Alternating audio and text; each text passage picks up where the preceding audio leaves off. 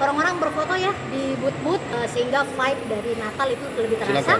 Dan dalam rangka persiapan Nataru tahun 2025 dan 2026 dari PT Pelindo sendiri menyiapkan dari sisi fasilitas baik yang ada di dalam terminal maupun yang ada di area dermaga. Nah, beberapa yang kami lakukan peningkatan berupa dari sisi keamanan kami menambahkan metal detektor, kemudian yang kedua beberapa personil pengamanan juga ditambahkan, dan dari sisi kenyamanan kami menambahkan baik itu personel dari cleaning service, kemudian kursi juga ditambahkan, area ruang menyusui, playground untuk teman bermain anak-anak juga disediakan. Kemudian yang pasti kalau Nataru orang-orang berfoto ya di booth-booth, jadi kami menyemarakkan area terminal sehingga vibe dari Natal itu lebih terasa, dan juga toilet yang pasti kami buat nyaman, area terminal juga kami buat nyaman, dan yang paling terpenting kami menambahkan beberapa kanopi. Jadi sehingga nanti Nataru ini kan terjadi penumpukan orang, kanopi itu jadi bermanfaat bukan hanya melindungi mereka nanti saat hujan, tapi juga sebagai shelter tambahan untuk jaga-jaga ketika terjadi penumpukan di area terminal, bisa berpindah ke teras maupun juga di area kanopi. Jadi multifungsi semuanya yang ada di dalam terminal. Ya izin Bu, terkait untuk lonjakan penumpang itu biasanya di tanggal berapa Bu ya?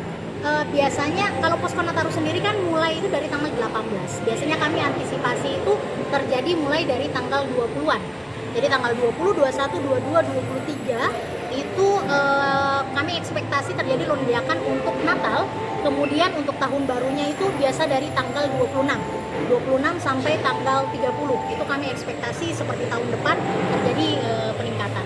Nah, kalau terjadi peningkatan tersebut yang pasti dari sisi tenaga personel, baik itu pengamanan, penertiban, khususnya area parkir ya, karena di area Pelabuhan Manado, petugas-petugas serta ada beberapa alat yang sifatnya dia mobile.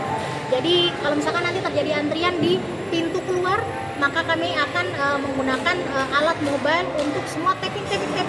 Nanti palang akan terbuka terus, tapi dia tapping pakai alat. Jadi petugas yang mobile. Sehingga itu salah satu strategi untuk nanti mengurai pada saat kemacetan terjadi. Untuk mengantisipasi untuk mengurai terjadinya lonjakan sini Bu, berarti kan harus protek dari pintu masuk ke depan. Apakah hanya penumpang saja atau yang bisa masuk atau bersama yang mengantar Bu?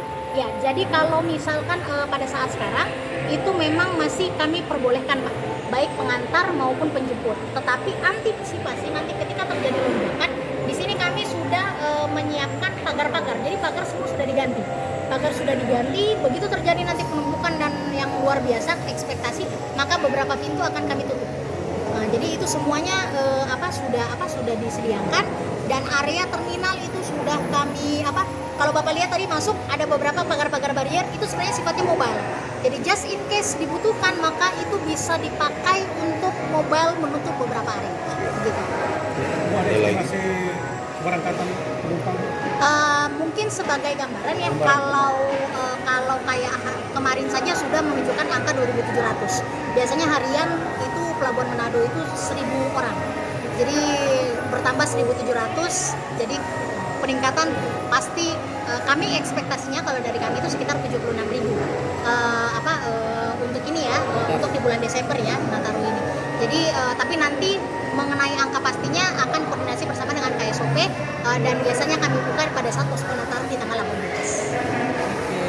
Oke. Terima kasih. Ya.